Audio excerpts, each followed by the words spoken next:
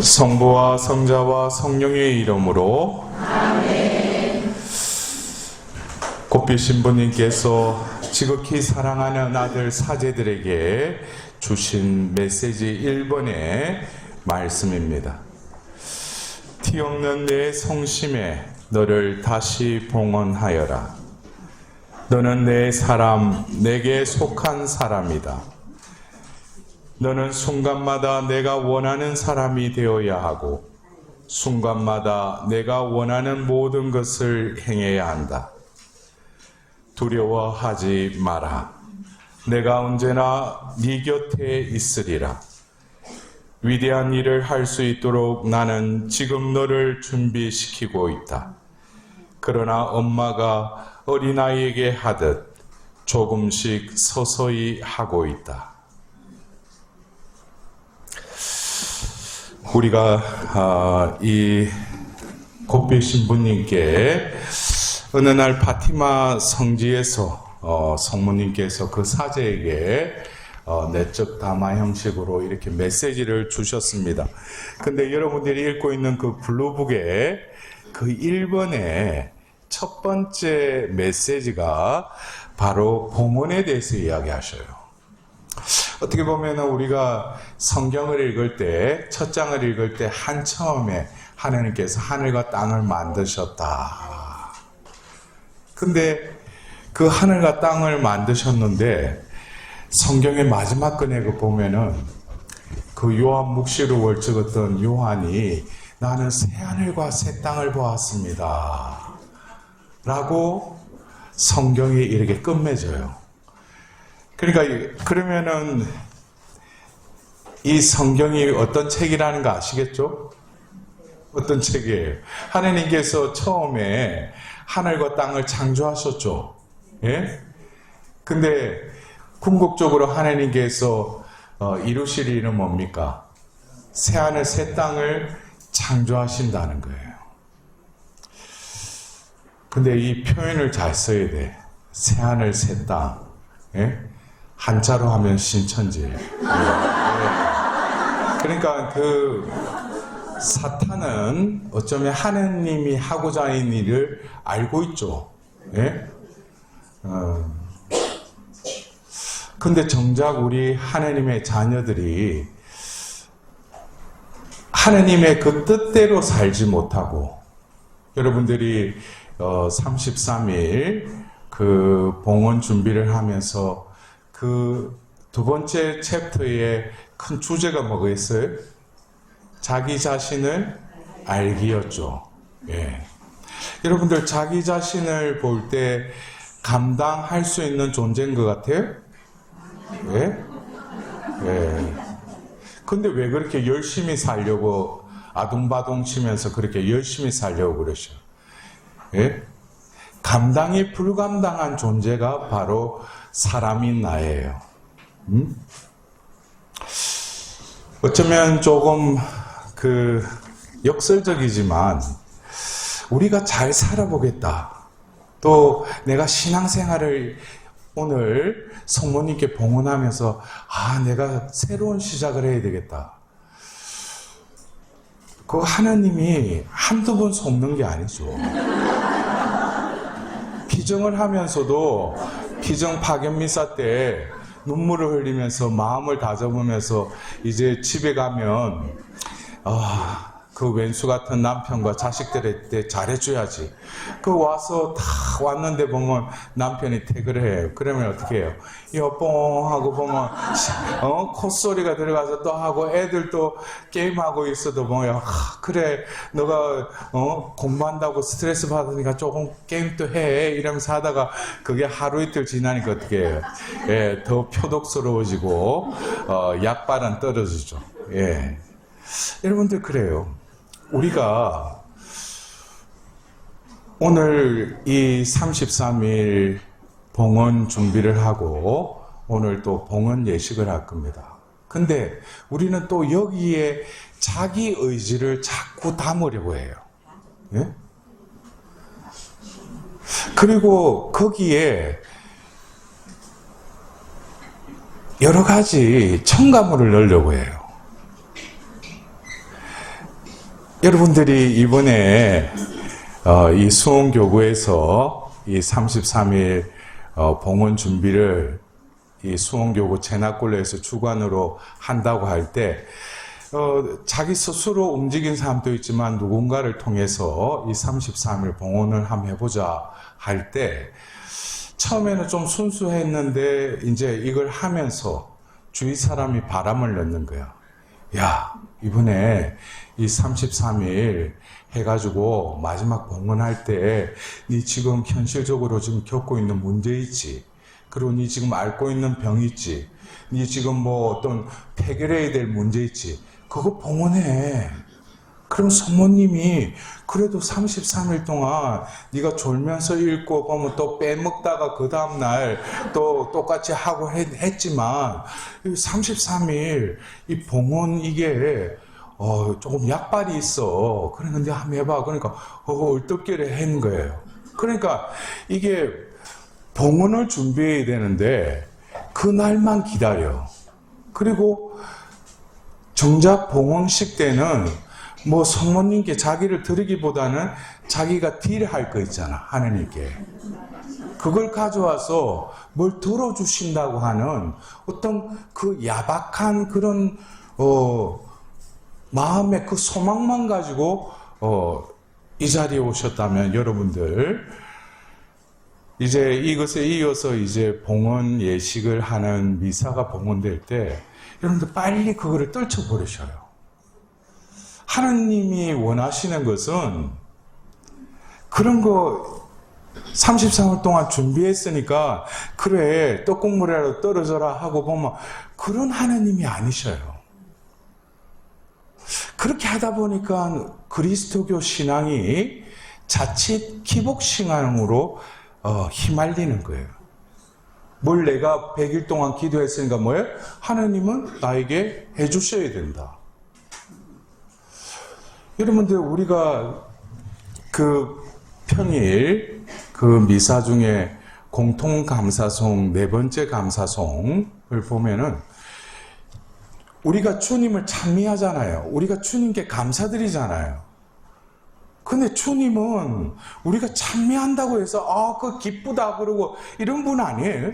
하나님은 찬미 받으실 필요가 없어요. 우리가 감사해야지 하나님이 막 기뻐하시는 게 아니에요. 하나님은 감사 받으실 필요가 없어요. 왜? 그분 존재 자체가 완전하신 분이셔요. 그것이 뭐라고 했어요? 그 감사송에는 그 감사하는 것, 찬미하는 것도 은사라고 했어요. 은사가 뭐예요? 성령으로부터 우리에게 주어지는 것이죠. 선물이죠. 여러분들 그래요.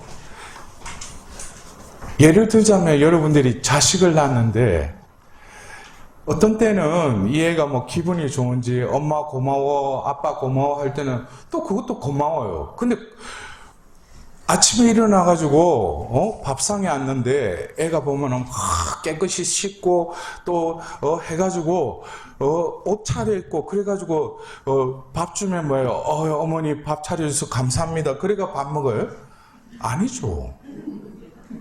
머리 흐트러지고 씻지도 않고 와가지고 엄마 밥 줘 이러잖아요.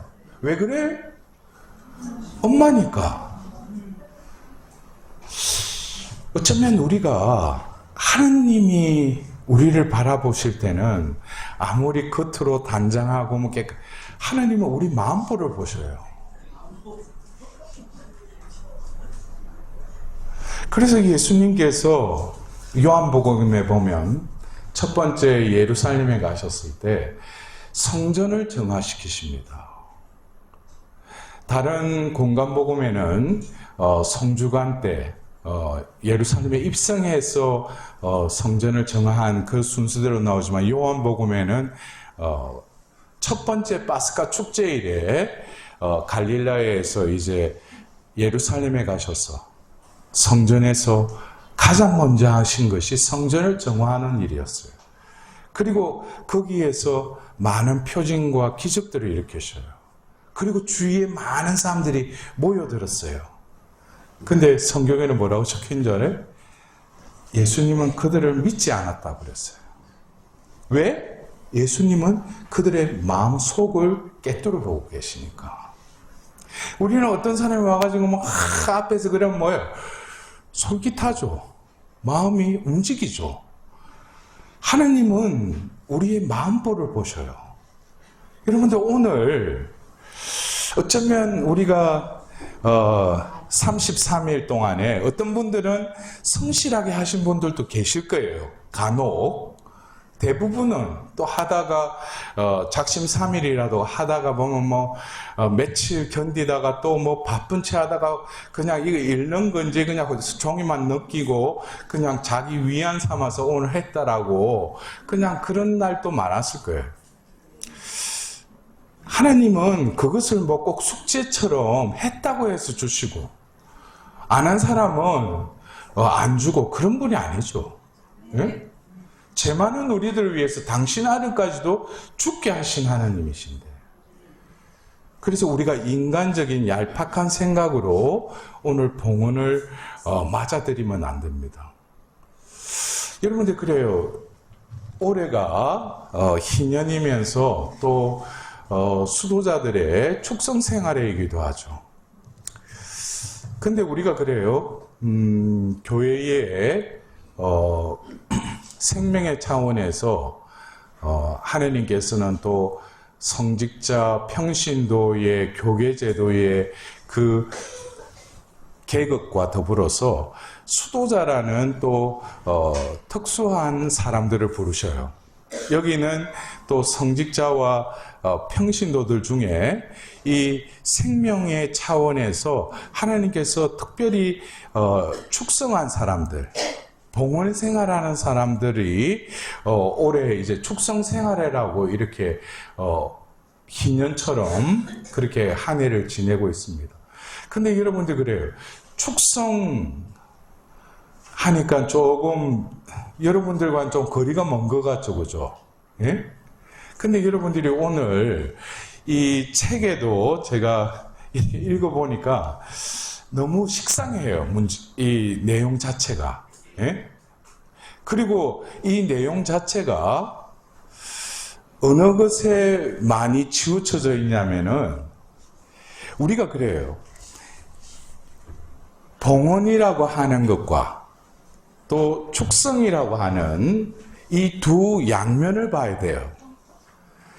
그것이 뭐냐면은 내가 봉헌을 하고 싶어도 내가 봉헌하려고 해도 봉헌을 받아주시는 분이 계셔야지 내가 봉헌할 수 있는 거 아니에요?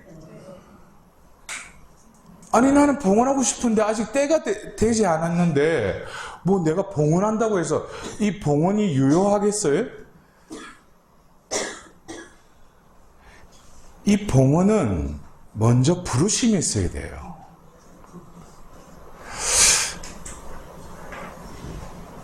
저도 그러한 체험을 한 적이 있습니다.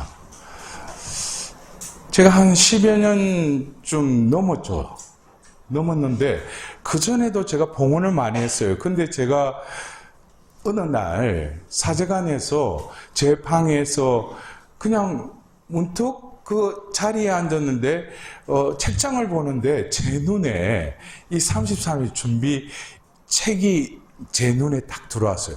그전에도 했어요. 강의도 하고.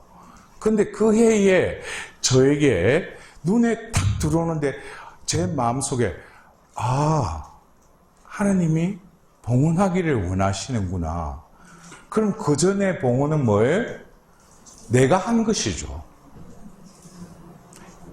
여러분들 이거 잘 알아들어야 돼요.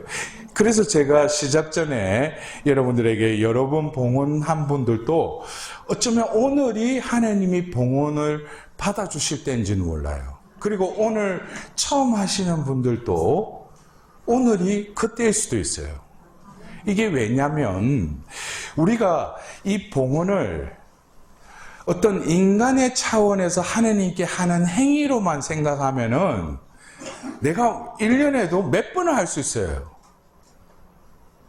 우리가 플러스와 마이너스가 만날 때 어떤 그게 전류가 통하듯이 이 봉헌은 인간이 할 수 없는 거예요. 하나님이 바라시는. 왜 바라시는가? 거기에는 축성이라고 하는 또 다른 의미가 있어요.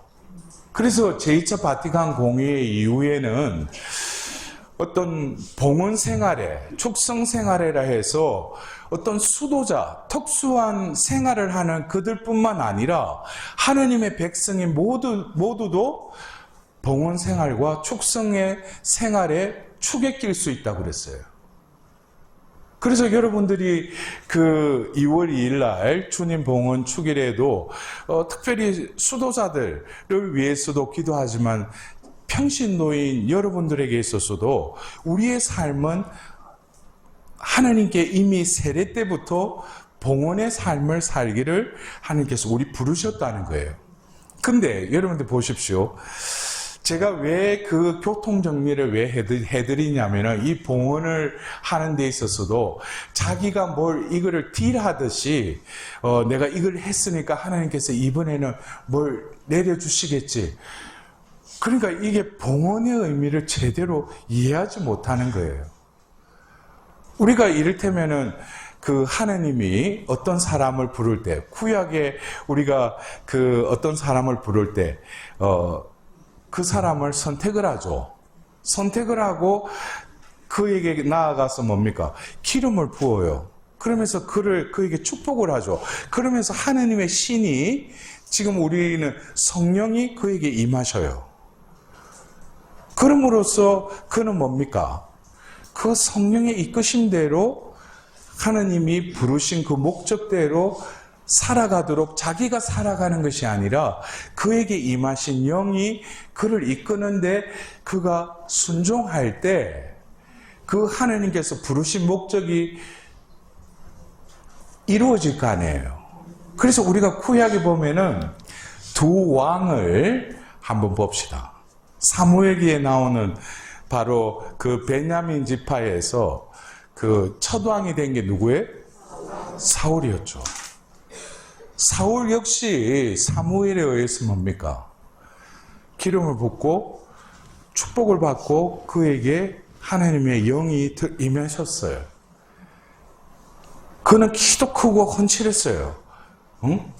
근데 그가 왕자리에 있고 처음에는 뒤에 거죽대기에 숨어서 있던 그가 막상 왕자리에 오르니까 사람이 돌변해버리는 거예요. 그리고 자기 안에 있는 인성적인 결함들이 나타나기 시작합니다. 심지어는 뭐예요?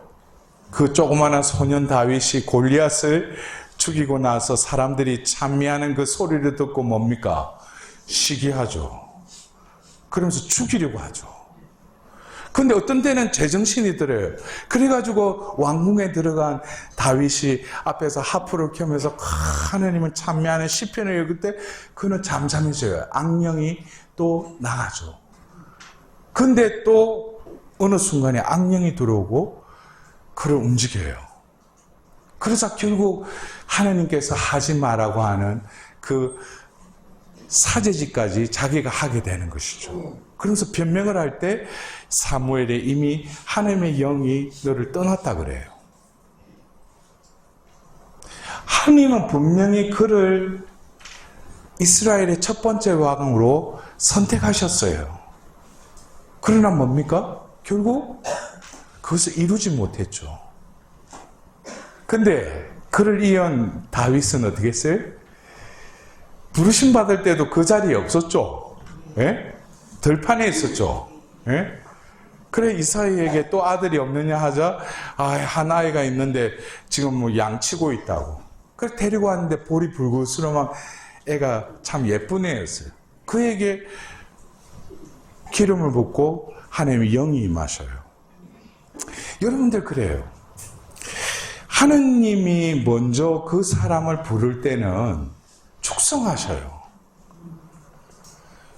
그때가 바로 언제입니까? 여러분들 세례 때예요. 세례 때 나는 그냥 교리 배우고 찰고 받고 그냥 가서 그냥 세례 성사 받았다고 자기는 말을 하지만 하느님이 특별히 그를 부르신 거예요. 그리고 성부, 성장, 성령의 이름으로 그를 축성하신 거예요. 그래서 축성하니까 내가 졸지에 뭐가 됐어요? 하느님 자녀가 된 거예요. 그리고 저처럼 어떤 서품을 받는 성품선사, 그리고 결혼성소를 받은 이들이 혼인성사 때 하나님께서는 그 자리에서 그 사람을 당신의 그 성무집행자로 축성해 주시고, 또 혼인하는 그들을 뭐예요? 축성해 주셔요. 이것은 뭡니까? 콘세크레이션이라고 하는 이 축성이라고 하는 것은 하나님이 가려낸다는 것이에요. 여러분들 예수님 시대에 예수님께 토달고 자꾸 딴지 걸었던 계급 중에 한 부류가 뭡니까? 바리사이들이죠. 예? 바리사이라고 하는 뜻이 원래 분리된 자라는 거예요. 그러니까 그들은 옷부터 틀려요. 긴 옷자락수를 하고 이렇게 하면서 외모부터 틀려요. 사두가이들도 그렇고. 그러니까 하느님 앞에서도 자기들은 뭐예요? 분리된 거룩한 자들이라는 거죠. 그래서 율법도 뭐예요? 더 세부적으로 또 자기들이 만들어서 그것까지도 다 지켰던 거예요. 예? 그래서 우리가 어제 또 대축일 지냈던 바오르 사도도 바리사이였죠. 지금 또 그 이스라엘에 가면은 그런 극단적인 율법을 지키는 이들이 아직까지 남아있어요. 그들은 금요일 일몰 전에 그 나팔을 불어요. 뭐예요? 모든 생업에서 이제 그만두라 이거예요. 그리고 뭡니까? 불을 다 끄죠. 그리고 모든 세부적인 규정들을 지금 21세기에도 그렇게 지키고 있어요. 왜 그래요? 그들은 선민이라는 거예요.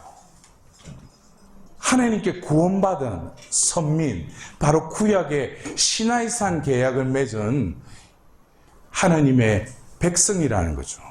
그것을 그렇게 이해하고 그들은 그렇게 또 살아가는 어떤 삶의 양식이 그것으로 드러나는 거예요. 그래서 그것이 뭐 옳다 그르다고 그들을 비판할 필요는 없어요. 근데 중요한 것은 뭡니까? 우리가 하느님의 부르심이 있으면 거기에 응답해 드려야죠. 하느님이 우리를 왜 부르셨어요? 그것은 레위기 19장 2절에 너희 아버지께서 거룩하신 것처럼 너희도 거룩한 백성이 되어라. 이것이 모든 율법의 골자예요. 부르신 분이 거룩하시니 너희도 거룩한 자가 되라는 거예요. 거룩한 자를 또 예수님이 이 땅에 오셔서 또 뭐예요? 너희 아버지께서 자비로우신 것처럼 너희도 자비로운 사람이 되어라. 아버지께서 완전하신 것처럼 너희도 완전한 자 되어라. 내가 너희를 사랑한 것처럼 너희도 사랑하여라. 근데 여기서 보십시오. 하느님이 또 이 땅에 오신 성자 예수님께서 말씀하실 때, 모세를 통해서 말씀하실 때 너희의 아버지께서 자비로우신 것, 거룩하신 것처럼 너희도 거룩한 백성이 되어라 했죠. 그리고 너희의 아버지께서 자비로우신 것처럼 너희도 자비로운 사람이 되라 했죠. 너희의 아버지께서 완전하신 것처럼 너희도 완전한 사람이 되어라. 여기서 어떤 규칙이 있지 않아요?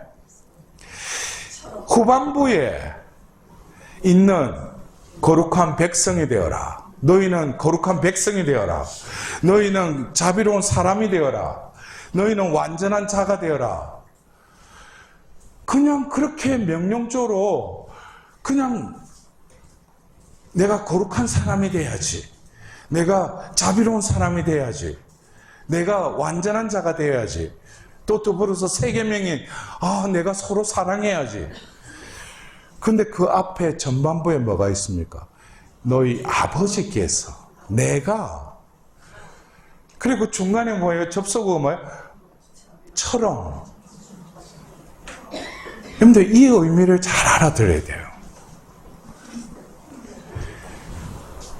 우리는 스스로 할 수 있는 것이 아무것도 없습니다.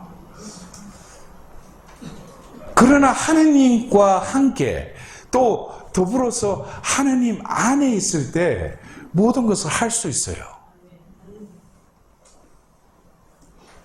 여러분들, 오늘 우리가 봉헌이라고 하는 것은 인간이 하는 하느님께 대한 응답이라면, 하느님은 먼저 우리를 어떻게 하셨어요? 축성하셨다는 거예요. 그래서 예수님이 그 제자들에게 또 뭐라고 하셨어요? 세상은 기뻐하겠지만 너희들은 슬퍼할 것이다. 그러나 그 슬픔은 기쁨으로 바뀔 것이다. 너희는 이 세상에서 너희들을 뽑아 세운 것이다. 여러분들, 이런 의미를, 자기 정체성을 그렇게 깨닫고 사세요? 그냥 인구 조사할 때 종교란에 천주교에 그냥 체크하고, 그 다음에 본당에 또 교적이 있으니까 그냥 교무금 내고, 신자니까 그냥 주일 가서 미사 참여하고, 그럼 나는 신앙생활 하는 거라 생각해요. 근데 부르신 분은 그러려고 부르신 게 아니에요. 성당 다니고 뭐 교무금 내라고 여러분 부른 게 아니에요.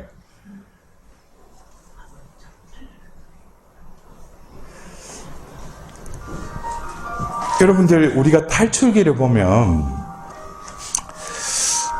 하느님이 그 이집트 땅에서 그들을 탈출시키죠. 모세를 통해서 탈출시켜요. 근데 그들을 바로 잊으면은 갈 수 있는 가나안 땅으로 이끌지 않고 어디로 데려가요? 광야로 데려가는데 어디에? 시나이 산이 있는 곳으로 데려가요. 왜냐하면 하느님은 먼저 가나안 땅에 들어가기 전에 그들과 해야 될 일이 있었어요. 그게 뭡니까? 계약을 맺는 것이었어요. 왜 계약을 맺는가? 계약을 맺어야지 공적인 관계, 법적인 관계가 인격적으로 맺어지기 때문이에요. 그냥 모세를 통해서 출애굽해가지고 그냥 가나안 땅 들어가서, 야, 너희들은 내가 선택한 민족이니 너희들은 어떻게든 잘 살아라, 할 수도 있죠. 그럼 하나님은 아주 세밀하시고 철두철미하신 분이셔요. 그래서 우리는 성경을 볼 때 뭡니까? 구약, 신약, 그 약자가 뭐예요? 계약. 계약이에요. 옛 계약, 새 계약. 옛 책이 성경이죠. 그래서 계약을 맺었기 때문에, 계약을 맺을 때 마지막에 종교를 맺을 때 이 선언을 하죠.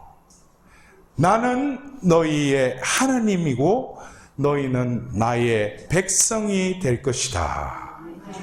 이게 계약 조건이 마무리될 때 선언하는 것이에요. 여기서 보십시오.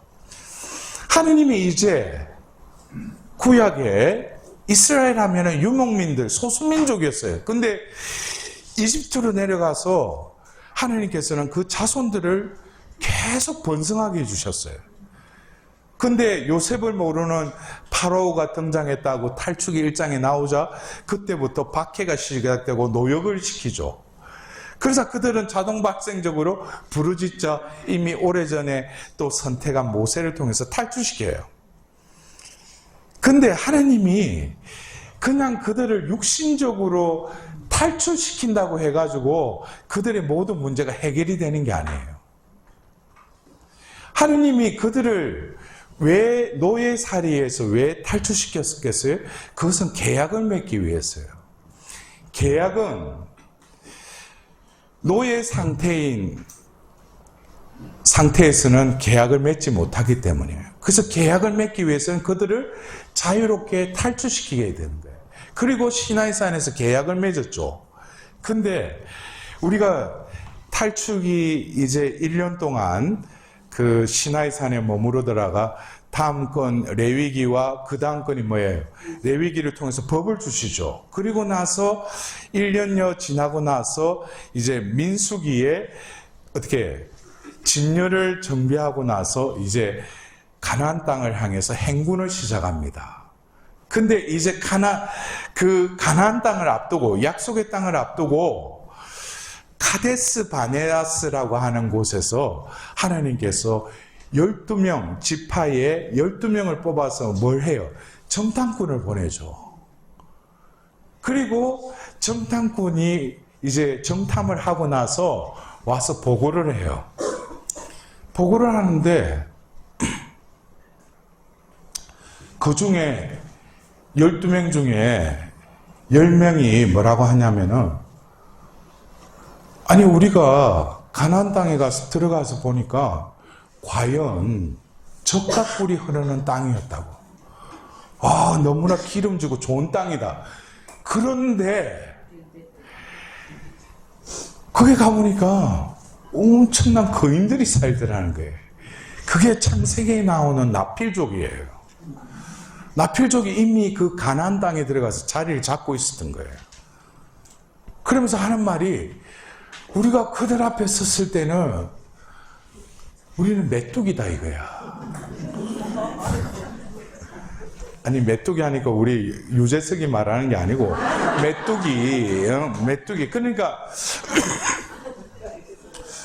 근데 또 반면에 두 사람, 바로 여호수아와 칼렙은 똑같은 자리에 가서 똑같은 정탐을 하고 왔는데도 과연 저들의 말이 맞기도 하지만 저 땅은 하나님이 우리에게 주셨으니 쳐들어가자 그래요. 여러분들 여기서 보십시오. 하나님께서 그래서 그 정탐꾼 사건을 통해서 뭡니까? 우리가 어떤 사람을 보더라도 떡잎부터 안다고 그러죠. 예? 분명히 계약을 맺었죠. 계약을 맺으면은 우리를 이끌어주고 우리를 지켜주시고 우리를 성립케 하시는 분은 뭐예요?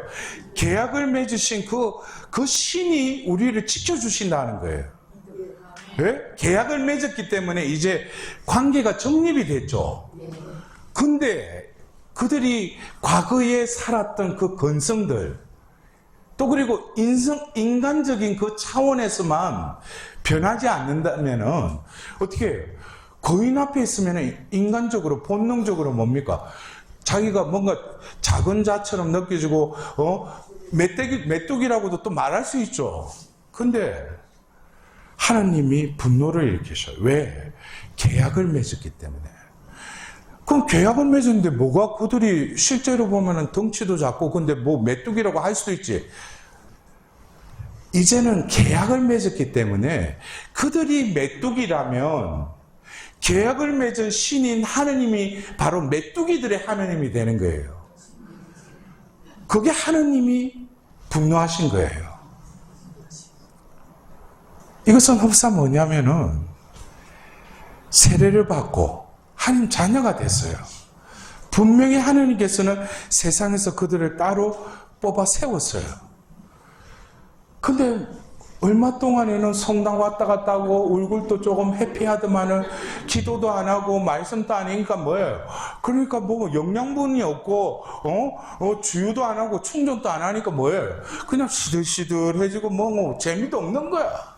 그리고 뭐 어디 개신교처럼 뭐 맨투맨으로 연락 오고 뭐 어디 하자고 뭐 하고 관리도 안 해. 천주교는 각계 전투야. 오든 말든 지가 알아서 해야 돼. 그 많은 이들이 뭐예요? 들어와가지고 한 어느 정도 하다가 다 빠져나가는 거예요. 그게 뭡니까? 우리가 하나님이 요한의 편지에도 그렇지만 우리는 하나님 자녀라는 거예요. 이것은 우리가 뭐 한 게 있다고 하나님 자녀라고 하는 것은 엄청난 고귀한 신분이죠. 예? 근데 우리는 그것에 대해서 망각을 하고 사울처럼 또 그리고 그 10개 지파에서 온 그 10명의 정탐꾼이 했듯이 이 삶 속에 삶의 무게에 짓눌려 가지고 야, 성당 가도 뭐 좋은 일 없고 나 뭐 좋은 일 좀 생길 줄 알고 뭐 성당 다니는데 세례받고 나니까 우리 집에 보면 이상한 우환이 끼치고 이상한 일만 닥치니 이거 아니다 이거야. 근데 뭐예요? 신앙이라고 하는 것은 이 세상에서만 잘되게 하라고 하나님 부르신 게 아니에요. 우리에게서는 어쩌면 이 현세의 삶은 광야예요. 여러분들 그래요. 그래서 왜 하느님이 이스라엘 백성들을 뺑뺑이를 돌려서 40년을 왜 채웠겠어요? 그것은 1세대들 바로 그 이집트에서 탈출할 때 아이들 데리고 와가지고 이제 카네스 바네스에서 그 정탐꾼 했던 그 어른들 있죠. 그 시대의 수명으로 따지자면 40년을 뺑뺑이 돌리면 다 자연사하고 다 죽는 거예요. 그리고 하느님은 뭡니까? 신명기의 모세는 다시금 이스라엘 백성들에게 재차 하나님이 주신 법을 해석하고 그들에게 가르칩니다. 똑같은 유다인이지만 그러나 사람들이 틀려요. 그들은 세컨드 제너레이션. 바로 광야에서 태어난 이들이에요. 그들은 이집트 땅이 어떤 땅인지 몰라요. 그러나 광야에서 허허벌판에 먹을 것도 없고 물도 없는 그런 곳에 어릴 때부터 왜 우리는 이런 데서 태어났지 하고 했지만은 매일매일 시간이 되면 하늘에서 뭐가 떨어져. 또 메추리가 떨어져. 그리고 보니까 아이고 더운데 하느님이 싹 구름을 가려주고 밤에 한참 추울 때도 불기둥으로 함께하고 그런 것에서 자라온 그 세컨드 제너레이션. 하나님은 그들을 데리고 약속의 땅으로 들어가십니다. 여러분들이 이 교구 안에 많은 신자들이 있지만 이번에 이렇게 채나골로에서 주관하는 이 봉헌을 또 여러분들이 이 과정을 겪고 오늘 이 봉헌을 하는 데 있어서 제가 서두에도 말씀드렸지만은 앞에 성모님이 이렇게 모셔져 있는데 성모님 빼고 어떤 사람은 앞에 이상한 거 만들어 놓고 그 앞에서 물도 놓고 기도하면서 33일 동안 뭘 해달라고 하고 뭘 해가지고 뭐 나에게 떨어질까. 그래서 겉으로는 뭐 봉헌한다고 하는데 그 알맹이를 보면은 숭배예요, 숭배. 여러분들 우리는 성모님을 공경해야지 숭배해서는 안 돼요. 숭배와 공경, 험숭의 차이점이 뭐예요? 어떻게 보면 겉으로 보면 열심히 구해요. 근데 그 알맹이를 보면 숭배는 뭐예요? 그 안에 나의 뜻이 담겨져 있어요. 나의 뜻, 나의 기원 이루어 달라고 기도만 하는 거예요. 그게 어떤 뭐 내가 기도 드리는 뭐 그 앞에 있는 뭐 이상한 신상이 이런 거 필요 없어. 그냥 용하다면은 내가 그냥 구하는 거야. 그러면 뭐 어떤 방법이든지 뭐 떡국물 떨어지겠지 하고 그냥 기도하는 거, 그거 숭배하는 거예요. 근데 왜 우리가 성모님을 공경해야 돼요? 성모님을 공경하고 성모님의 그 표양대로 또 성모님의 성심에 봉헌하는 것이 가장 하느님께 나아갈 수 있는 척정이라는 거예요. 여러분들 지난주에 우리는 티 없이 거룩하신 성모 성심 기념일이 있었죠. 그 전날 뭐예요? 지극히 거룩하신 예수 성심 또 대축일이 있었죠. 여러분들 오늘 책의 그 흐름을 보도 먼저 성모님을 알고 그 다음에 예수님을 따르는 이 과정으로 일이 되어 있죠. 특히 몽포로의 루도비코 성인은 성모 신심이 대단했어요. 근데 그 시대에 얀세니즘, 그들은 자비의 하나님을 믿기보다는 인간이 정의의 하나님만 믿었던 거예요.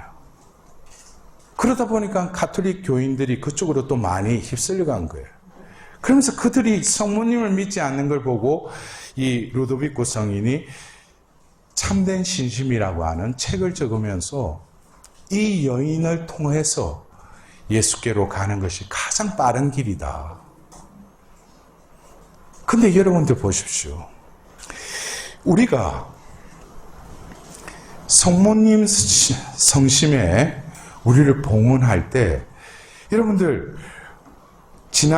오늘이 이제 마지막 날이죠. 그 예수 성심성월 마지막 날이죠. 근데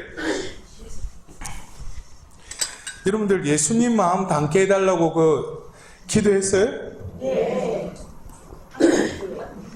좀 닮아지던가요?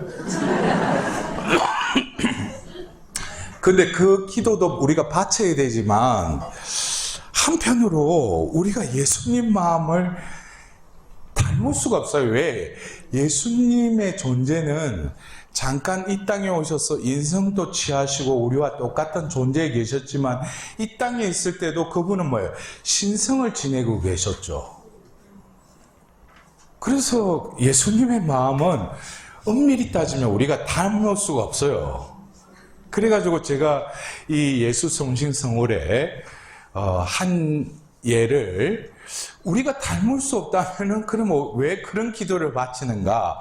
근데 우리 식대로 닮을 수는 없지만 하나님이 그런 기도를 바치는 이들에게는 당신의 은총으로 그렇게 해줄 수도 있다는 거예요. 근데 그 방법이 그래서 여러분들이 여기도 그 주보 성인으로 모시고 있는 분이 계실 수도 있어요.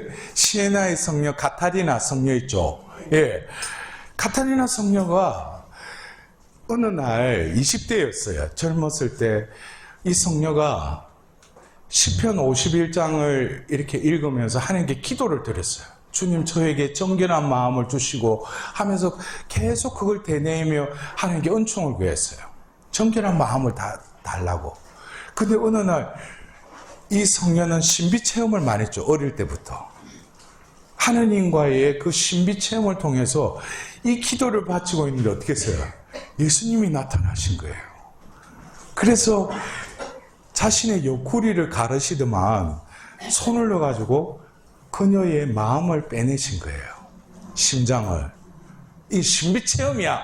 그냥 이게 예수님이 외과 의사가 아니야. 예. 그리고 뭐예요? 그 신비 가운데 예수님의 성심을 그녀의 마음에 넣어주셔요.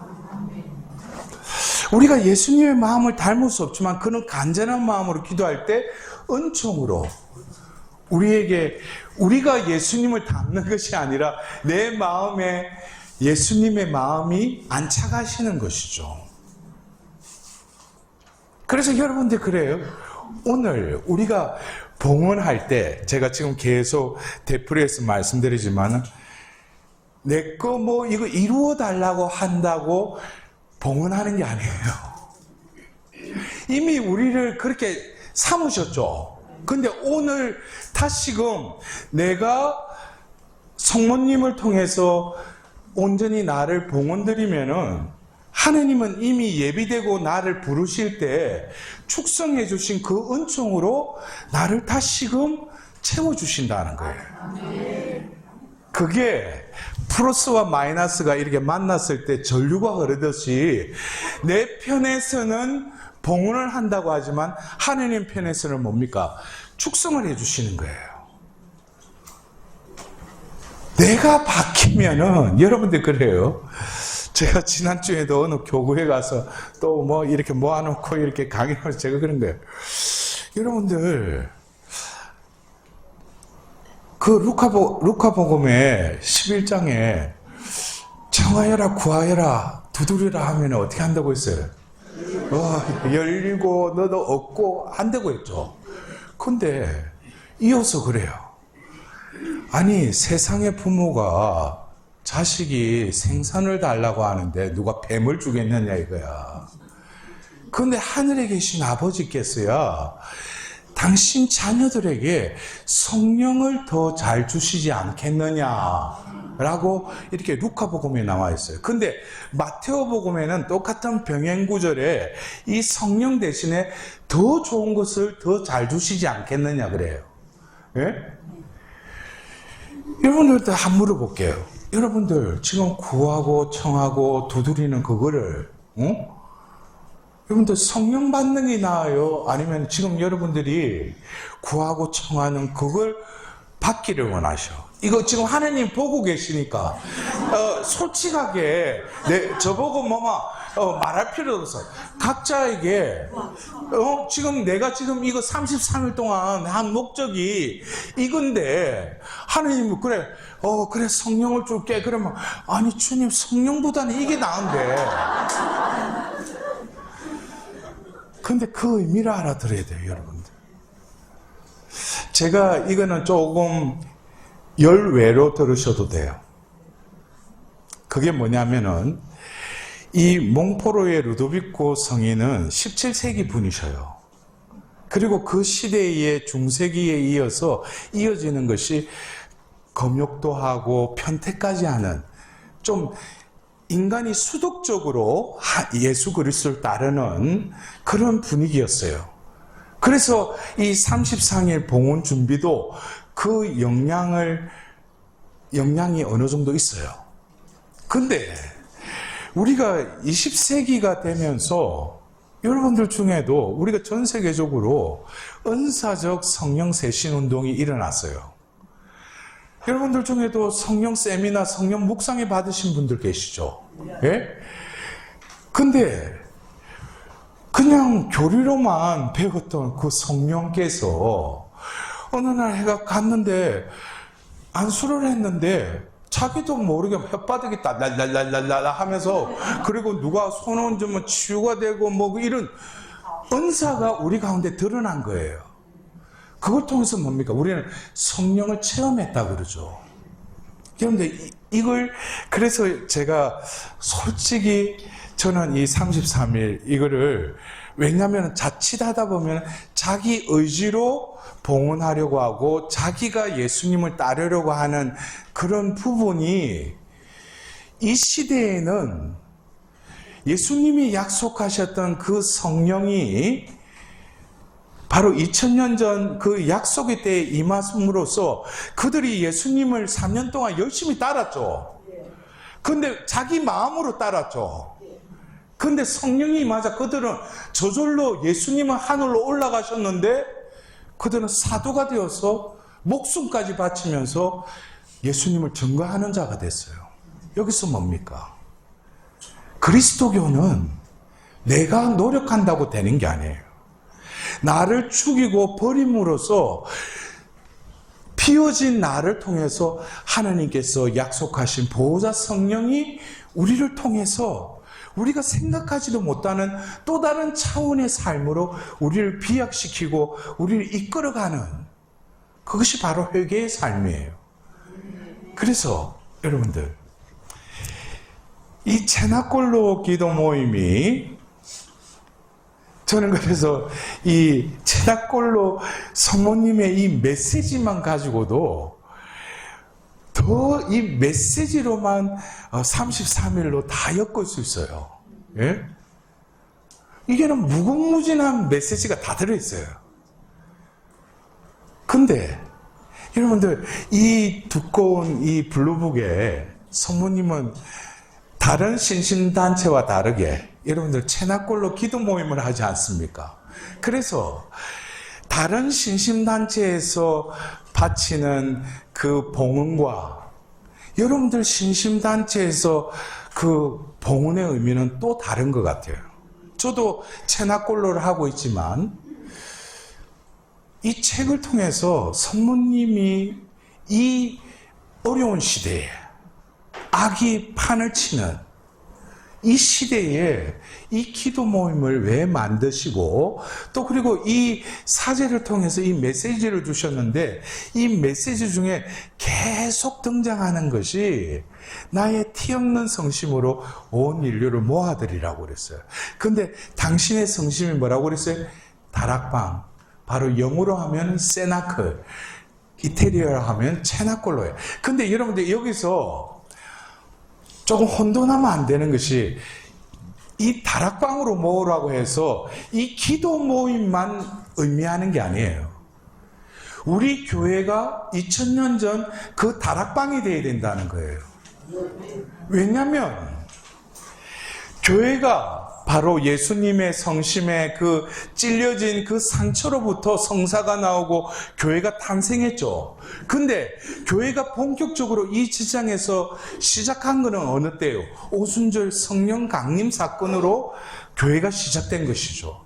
그렇다면은 바로 그 이층방, 다락방은 뭡니까? 성령이 임함으로써 피로써 면모를 갖추게 된 거예요. 그렇다면은 여러분들이 오늘 이 체나콜로 기도 멤버로서 오늘 이 책을 가지고 이왕지사 또 봉헌하겠다니까. 근데 여러분들이 성모님이 이 책을 통해서 계속 말씀하시는 게 제2의 성령 강림을 준비하라고 그러셔요. 제가 지난주에도 어떤 그룹을 가지고 2박 3일 동안 제2의 성령 강림은 이미 왔어요. 이미 왔지만 하느님의 때가 되면 우리가 생각지도 못하는 여러 가지 하느님의 그 징표들이 이제 드러나기 시작할 겁니다. 왜냐하면 여러분들 그래요. 바로 21세기가 오기 전에 성모님께서는 이 체나콜로에 모인 사람들, 사제들, 수도자, 평신도들에게 어떤 기도를 바치라고 그랬어요? 티 없는 마리아의 성심에 힘 있는 전구를 들으시오. 뭐를 오라고 했어요? 오소서 성령이 했죠. 너희들은 이 11세기가 오기 전까지 이 기도를 계속 바치라 그랬죠. 근데 지금 세기가 몇 세기예요? 21세기죠. 지금 이제 코피 신부님 또 복작품을 또 한다고 지금 그러잖아요. 근데 여러분들 그래요. 우리가 왜 사울 왕이 또 그리고 그들이 왜 메뚜기가 같고 왜 그런 삶을 왜 되풀이했는가? 자기가 살려고 했기 때문이에요. 그러나 제가 아까 말씀드렸죠. 두 번째 왕인 다윗은 선왕인 사울과 틀린 점이 뭐였어요? 그는 이스라엘 백성들 중에 하나님이 마음에 든 자라고 그랬어요. 심지어는 열왕기를 보면 어떤 왕이 어떻게 살았는지 잣대가 뭡니까? 바로 다윗의 길을 걸었는지 아니면 여로보암의 길을 걸었는지 그것으로 이 사람이 선왕이다 악왕이다라는 것을 판명하는 잣대로 삼으셨잖아요. 그럼 하느님 편에서는 왜 다윗을 마음에 두셨는가? 제가 조금 전에도 시에나 카타리나 성녀가 시편 몇 장을 가지고 기도했다고 그랬어요? 51장. 여러분들 51장 여러분들 시편 중에도 널리 바치는 기도예요. 특히 속죄의 시편이라 해서. 예? 다윗이 밧세바. 여러분들 보세요. 이름도 밧세바야. 모욕하는 나를 봐. 베스, 시, 바. 밧세바를 범하고 나서 어떻게 돼요? 그리고 그 바치는 시편이 시편 51장이죠. 근데 여러분들 보면은 왜 다윗이 하나님 마음에 들었냐면은 우리도 죄를 짓고 나면은 죄를 가지고 죄 지은 것에 마음 아파죠. 네? 근데 다윗은 죄는 이미 저질렀죠. 이미 물은 엎질렀죠. 근데 그거 후회받잖아요. 죄는 저질렀어요. 근데 시편 51장을 잘 보면은 특히 51장 12절에서 14절에 보면은 행위를 지었는데 또 나는 뭡니까? 나는 어미 뱃속에서부터 죄가 가득한 왜 그것이 원죄에 물들어 있다라는 것을 고백하죠. 그러나 그가 하나님의 무한하신 자비로 인해서 하나님 나를 선택했다는 거예요. 기름을 부었다는 거예요. 그리고 자기에게 당신의 영을 부어주셨다는 거예요. 그러자 하나님의 거룩한 이 몸이 어떻게 죄를 지었죠. 그러니까 지은 죄는 어쩔 수 없지만 하나님께 구하는 거예요. 뭐예요? 당신께서 베풀어진 그 자비, 나에게 불어넣어 주신 그 영이 떠나지 말게 해달라고요. 선왕인 사울은 뭡니까? 그 영이 떠났죠. 사탄이 들어왔죠. 그래서 다윗은 죄를 짓고 나서 하나님께 기도해요. 주님, 굳건한 영을 새로 세워주소서. 당신의 거룩한 영을 떠나지 않게 하소서. 당신의 순종의 영으로 저를 받쳐주소서. 그러면서 하나님께 막가진 기도는 뭡니까? 바로 19절에 주님, 부서지고 낮추인 마음, 부서진 영을 당신은 낮추하니 보시나이다 그래요. 하느님이 보실 때 죄를 짓고 지은 똥을 가지고 와가지고 자기 죄 지은 거 무슨 인민재판하는 것도 죄 지었습니다. 주임이사 몇 번 빠졌어요. 어쩔래요? 한번 보세요. 하느님이 무슨 인민재판하는 거 아니죠. 하느님의 자녀이니까 성체를 영하기 위해서 다시금 하느님과의 관계를 회복해야죠. 그래서 죄를 고백하는 거 아니에요. 여러분들 그래요. 이 체나콜로, 제가 지난 1월에도 여러분들 영성 피정할 때 제가 그 말씀 드렸어요. 이 체나콜로 기도 모임은 제2의 성령 강림을 준비하는 데 있어서 다른 성모님의 단체와 다르게 피앗을 무엇보다도 생활해야 돼요. 그래서 여러분들이 성모님의 메시지 중에 287번에 하나님께서 당신의 영원한 구원 계획을 이루심에 있어 나의 예를 받아들이시려고 대천사 가브리엘을 파견하셨으니 그가 내게 주님의 탄생을 예고하는 형언할 수 없도록 복된 순간을 묵상해 보아라. 말씀이 내 동정의 태중에서 사람이 되신 그 위대한 신비를 묵상하느라면 내가 티없는 내 성심에 너희를 봉헌하라고 하는 까닭을 깨닫게 될 것이다. 그렇다. 이 봉헌은 1917년 파티마의 발현에서 내가 몸소 드러낸 원인이다. 내가 맡긴 이 사명을 완수하려고 아직 지상에 있는 내 딸 루치아 수녀에게 그 당시 여러 번 당부했던 것이다. 그리고 최근 수년 동안에도 나의 사제운동에 맡긴 메시지를 통해 나는 끊임없이 봉헌을 요구해왔다. 오늘도 모든 이에게 티없는 내 성심에 봉헌하라고 다시금 당부한다. 여러분들이 오늘 그냥 봉헌은 어떤 종교에서도 다 봉헌을 하죠. 그러나 그리스도교에서 바치는 봉헌은 뭐라고 그랬어요? 축성과 봉헌의 관계를 알고 봉헌을 해라는 거예요.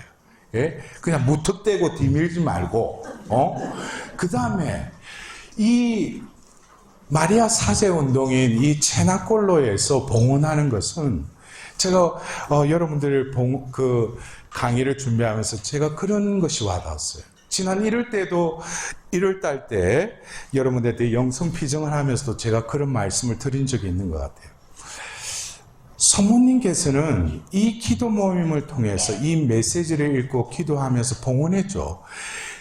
이 기도 모임을 통해서 여러분들은 무엇보다도 우리가 거룩한 자가 되려면은 우리 안에 제2의 성령과 같이 성령이 나를 온전히 채워야 돼요. 성모님이 제2의 성령 강림을 준비하라고 한 것은 거기에 힌트가 있죠. 제1의 성령 강림을 참조하라 이거예요. 그러면은 제1의 성령 강림 때 우리는 그냥 오순절날 그냥 성령이 임했다 그러는데 여러분들 이 책에도 나와 있지만은 사도들의 모후 성모님 바로 사도행전 1장을 보면은 그들은 예수님이 하늘로 올라가자마자 어디에 모였어요? 그 이청망에 모였죠. 그리고 그들은 성모님과 함께 한 마음으로 기도에 전념하였다고 그랬어요. 그게 며칠 동안 9일 동안 기도하고 나서 10일째 되는 날 성령이 그들에게 임했어요. 임했는데 사도행전 2장 4절에 뭐라고 해요? 그들은 성령으로 가득 찼다고 그랬어요. 여러분들 여기서 성모님이 처음에 수태고지 때 가브리엘 대천사가 하나님의 뜻, 하나님의 구원 계획을 마리아에게 말하죠. 그러자 그 마리아가 처음에 어떻게 응답을 드려요?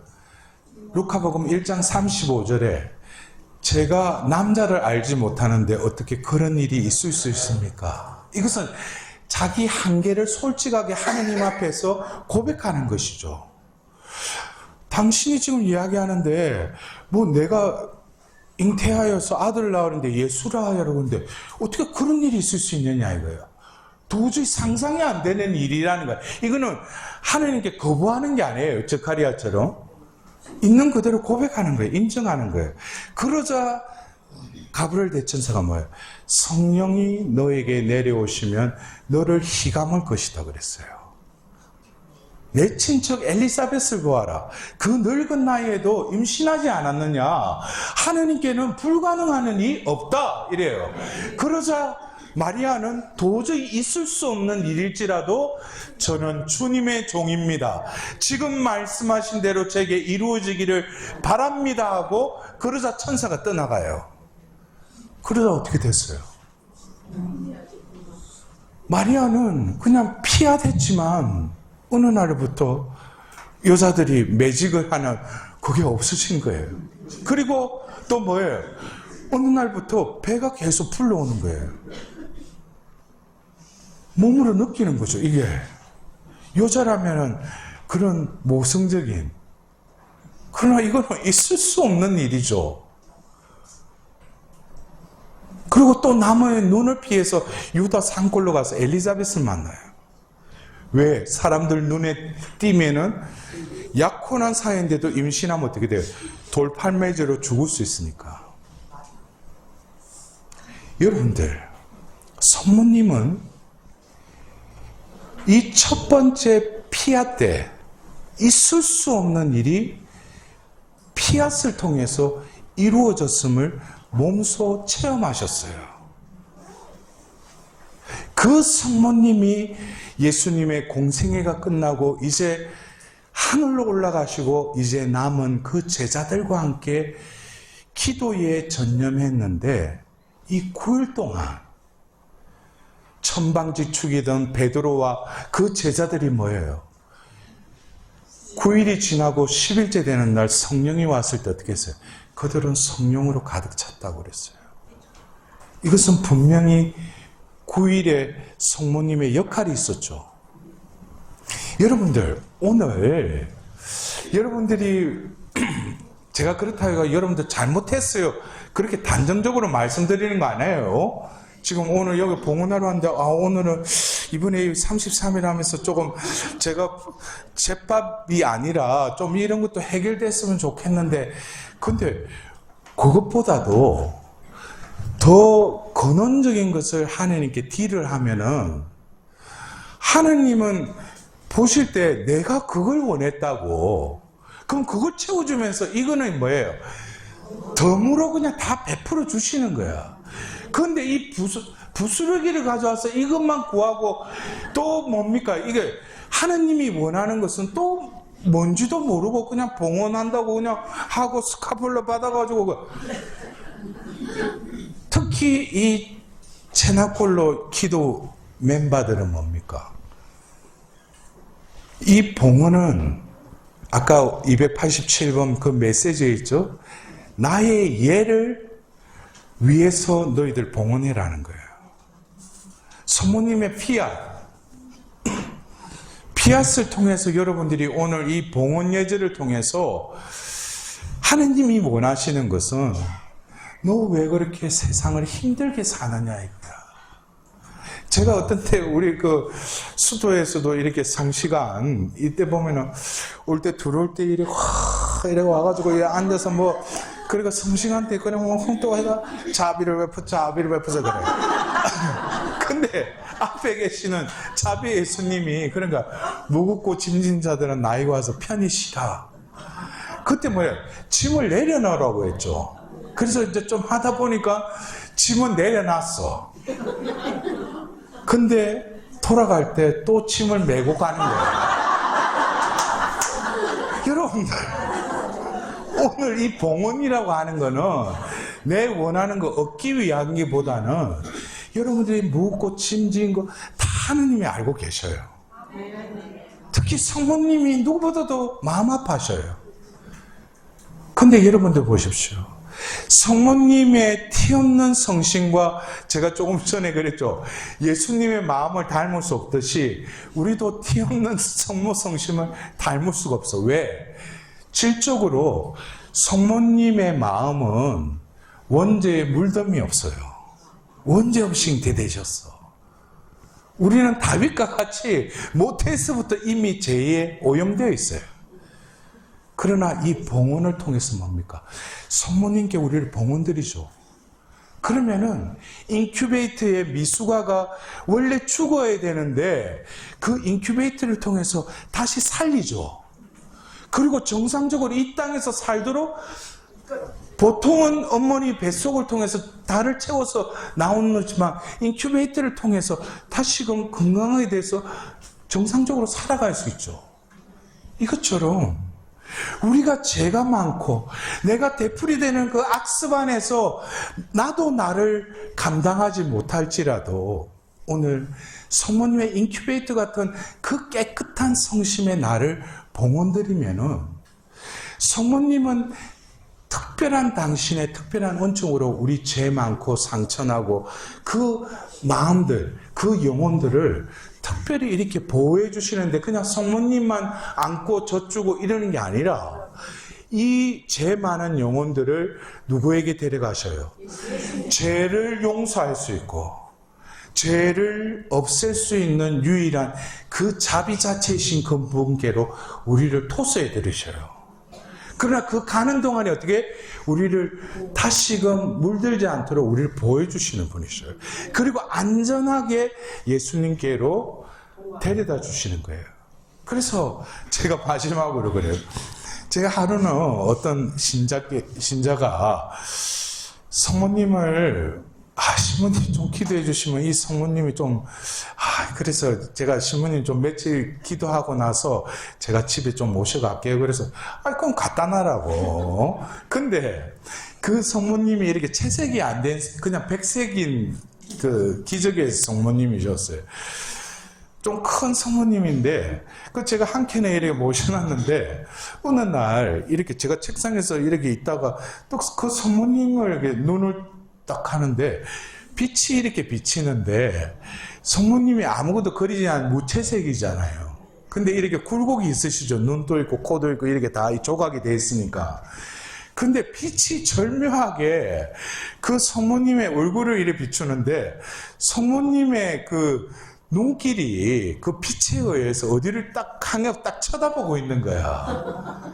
근데 그 성모님 어디를 딱 쳐다보는데 앞으로 향해서 보고 계신데 그 빛에 의해서 눈알이 이렇게 보이는 거예요. 근데 어디를 향해 있는가? 바로 벽에 걸려있는 자비의 예수님께로 그 눈이 가 있었어요. 그거는 자연적인 현상이지 또 기적이다 그러고 그래. 중요한 것은 뭡니까, 여러분들? 이 근세기에 하나님께서 한 사제를 통해서 성모님의 그 방대한 메시지를 이렇게 책으로 메시지를 주셨어요. 여러분들 그래요. 오늘 이번에 33일 봉헌 준비는 했지만 여러분들은 이 메시지가 중요한 것이죠. 그렇다면 오늘 제가 1번에 그 메시지를 주시면서 그 가장 먼저 하신 게 내 티 없는 성심에 봉헌하라고 그랬죠. 그리고 두 번째 287번에 나의 예를 위해서이다. 예, 피한. 그러면 성모님의 피하선 결국 예수님을 잉태하는 것이고 예수님을 이 세상에 내어주는 거지만 성모님의 피하선 뭐로 인해서 이루어진 거예요? 성령이 그를 가득 채움으로써 그 태안에 예수님을 잉태케 했죠. 그래서 오늘 여러분들이 사제의 안수를 받고 또 스카폴로를 착용하실 때 그냥 어떤 보이는 행위가 아니라 주님 이제 내 마음을 당신의 거처로 삼아 주십시오. 제 마음을 온전히 당신께 봉헌드리오니 제 안에 당신의 마음을 박아 주십시오. 그리고 이제는 내 뜻, 내 계획을 이루기 위해서라기보다는 내 안에 계시는 당신께 물어보고 당신이 말씀하시는 걸 들으려고 저도 노력하고 또 당신의 그 이끄심에 내가 순응할 수 있도록 제가 힘 닿는 데까지 그러한 삶을 살아가도록 하겠습니다. 그럴 때 여러분들 그래요. 매번 이 기도 모임을 통해서 그 성모님께 기도할 때 여러분들에게 제2의 성령 강림의 막가전 은총을 계속 여러분한테 베푸시지만 그것을 봉헌을 통해서 그 하나님의 축성하고자 하는 하나님의 그 은총을 내가 헛되이 흘러보낸다면 하나님 마음이 어떠시겠어요? 그래서 오늘 이제 이어서 여러분들이 봉헌을 할 때 여러분들 가지고 온 그 딜이 있잖아요.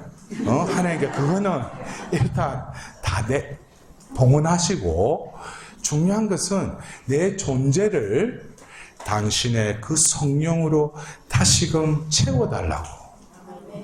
그래서 제가 아까 그랬어요. 들어올 때는 차를 몰고든 뭐 지하철을 타고 왔는지 모르지만 이거 봉헌을 하고 나니까 이거 집이 어딘지 응? 왠지 알아요?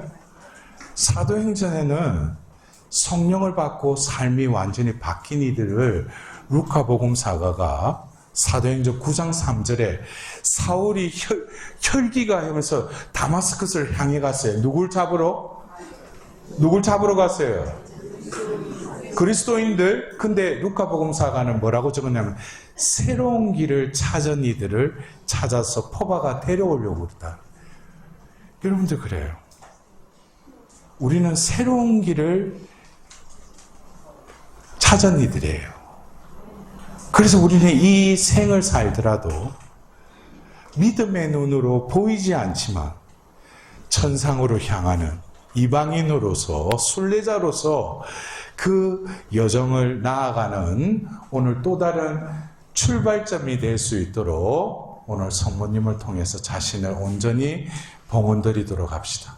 영광이 성부와 성자와 성령께 성과 같이 이제와 항상 영원히 아멘. 성부와 성자와 성령의 이름으로 아멘.